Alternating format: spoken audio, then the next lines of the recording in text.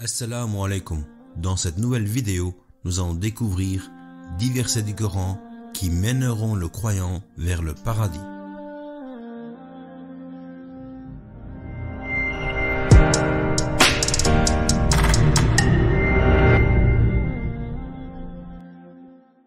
Omar ben al-Khattab, le compagnon, racontait que lorsque le messager de Dieu sallallahu alayhi wa sallam recevait la révélation, on entendit comme un bourdonnement d'abeilles auprès de son visage. Une fois étant en sa compagnie, il demeura presque 1 heure recevant la révélation. Une fois cessé, il se dirigea vers la Qibla, leva ses 2 mains vers le ciel et dit « Allah, augmente tes faveurs dont tu vas nous accorder et ne les diminue pas. Honore-nous sans nous humilier, donne-nous sans nous priver. Préfère-nous aux autres sans leur donner les avantages sur nous. Agrée-nous et sois satisfait de nous. » Puis il nous dit « On vient de me révéler 10 versets. Quiconque les observe sera admis au paradis. » Ensuite, il nous récita les 10 premiers versets de la sourate Les croyants, Al-Mu'minun. Découvrons maintenant ces 10 versets avec quelques explications. Bismillahirrahmanirrahim.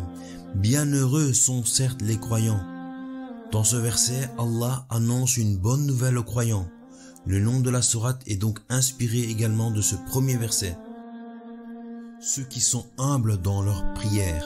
Allah cite une première condition du croyant bienheureux, la prière, pilier de l'islam. Humble voudrait dire ici concentré, consciencieux. On baisse le regard vers la terre où nous devons poser notre front. Qui se détourne des futilités, c'est s'éloigner de toutes les actions inutiles. Alors combien de temps passons-nous par jour pour des futilités alors que nous pourrions adorer notre Seigneur, apprendre ou faire des bonnes actions? Qui s'acquitte de la zakat, l'aumône. La zakat est souvent suivie après la prière dans le Coran, également pilier de l'islam. L'aide aux pauvres et nécessiteux est toujours un besoin de nos jours. Et qui préservent leur sexe si ce n'est qu'avec leurs épouses, alors que ceux qui cherchent au-delà de ces limites sont des transgresseurs. J'ai réuni ces 3 versets qui parlent du même thème et qui est un verset qui préserve la famille. Il cite le péché de l'adultère et qu'il ne faut pas aller plus loin que la limite autorisée par Allah. Allah continue à citer les conditions pour être le croyant bienheureux. Le verset 8 dit « Et qui veille à la sauvegarde des dépôts confiés à eux et honore leur engagement ». Allah explique ici l'importance du dépôt et des promesses pour un musulman. Le 9e verset est qui observe strictement la prière. Ici, Allah reparle de la prière. Pour montrer son importance, il commence et termine cette série de 10 versets par la prière.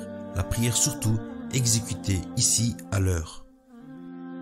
Ce sont eux les héritiers qui hériteront du paradis pour y demeurer éternellement. La conclusion d'Allah est que si nous suivons correctement ces différents versets, nous serons les croyants bienheureux qui hériteront du paradis, à condition donc de respecter ces versets de la sourate Al-Mu'minun, les croyants. Donc je vous conseille de relire attentivement ces versets ou de revoir la vidéo.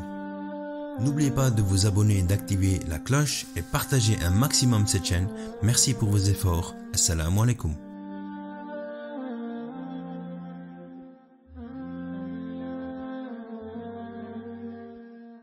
Created using Powtoon.